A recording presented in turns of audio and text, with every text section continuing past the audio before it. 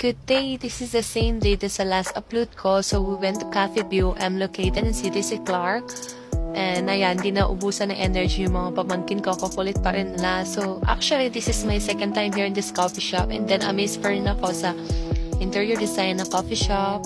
And then napaka-cozy, napaka-relaxing ng vibe, napaka-tahimik, and then napaka-aesthetic, Instagrammable sila. So yun, actually guys, yung pinunta talaga namin here is yung free picture nila. So ever since guys, through ito, wala kami family picture, na complete picture ng family ko. Kaya ginarada namin yung opportunity. And then ayan, moment of silence to design ng coffee shop.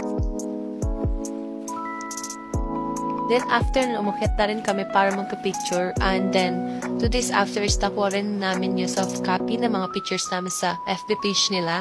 And then, dito kami nagstay sa second floor. Ang ganda din talaga ng design. Wala kang masasign of yung Instagrammable lahat. And then, pinagkita din namin ng happy birthday yung brother ko. Ayun, kahit na busog kami from Jollibee, talagang pinush namin ito pumunta dito talaga para sa family picture. Kasi, ayun nga, dahil first time, ginarab na namin. Then, after umuwi na namin kami, kasi ayaw namin matrap sa traffic guys, true. Nakakainis yung Pampanga yun. Sobrang traffic na rin.